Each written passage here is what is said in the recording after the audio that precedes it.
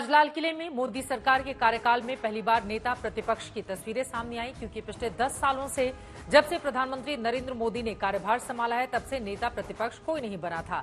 ऐसे में आज जब पहली बार राहुल गांधी नेता प्रतिपक्ष के तौर पर लाल किला पहुंचे तो तस्वीरों को लेकर विवाद हो गया। राहुल गांधी को 5वीं पंक्ति में बैठने की जगह दी गई। पहली पंक्ति में कैबिनेट मिनिस्टर बैठे हुए थे, जिनमें अमित शाह, निर्मला सीतारमण, शिवराज सिंह चौहान, एस जयशंकर नजर आए।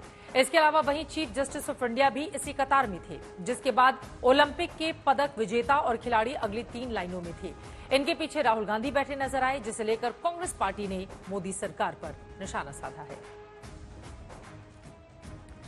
कांग्रेस लगातार मोदी सरकार को मामले में घेरने की कोशिश कर रही है। पार्टी का आरोप है कि सरकार की ओर से राहुल गांधी को जानबूझकर टारगेट किया जा रहा है। नेता प्रतिपक्ष हैं। हम भी जब सरकार में थे तो भारतीय जनता पार्टी के नेताओं को हम पहली या दूसरी रो में बैठाते थे। मुझे अच्छी तरह याद है, ये आपको भी याद होगा। लेकिन इन्होंने जानबूझकर संविधान की सारी परंपराओं को, नियम कानूनों को की धज्जियां उड़ाते हुए राहुल जी को 5वीं रो में 5वें स्थान पर बैठाया।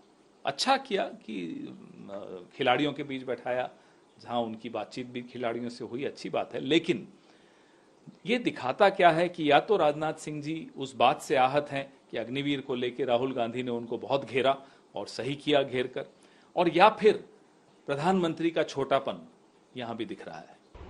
आज स्वतंत्रता दिवस समारोह पर नेता प्रतिपक्ष राहुल गांधी को 5वीं लाइन में बिठाकर नरेंद्र मोदी आपने अपनी कुंठा तो दिखा दी, लेकिन इससे राहुल गांधी को कोई फर्क नहीं पड़ता है।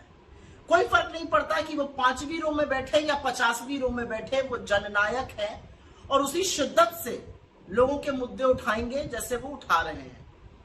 लेकिन यह दिखाता है कि आप और आपकी सरकार के मन में लोकतंत्र के लिए, लोकतांत्रिक परंपराओं के लिए, नेता प्रतिपक्ष के लिए तनिक भी इज्जत नहीं है। क्योंकि सच ये है कि नेता प्रतिपक्ष की रैंक कैबिनेट मंत्री की होती है। पहली रो में सारे कैबिनेट मंत्री बैठे हुए थे, लेकिन नेता प्रतिपक्ष राहुल गांधी को ही 5वीं रो में नहीं बिठाया गया। खड़गे जी के लिए भी सीट जो थी वो 5वीं रो में ही थी। आपको बताते चले कि लाल किले में बैठने की व्यवस्था का इंतजाम रक्षा मंत्रालय के जिम्मे होता है। ऐसे में रक्षा मंत्रालय की ओर से मामले में सफाई भी आई है।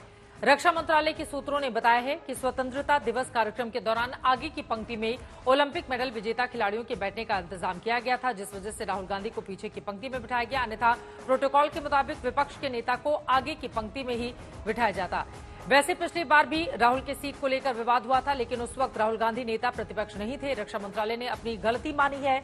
नेता प्रतिपक्ष का दर्जा कैबिनेट मिनिस्टर के बराबर होता है। ऐसे में पिछली सरकारों में भी नेता प्रतिपक्ष कैबिनेट मिनिस्टर के बीच बैठे नजर आते हैं।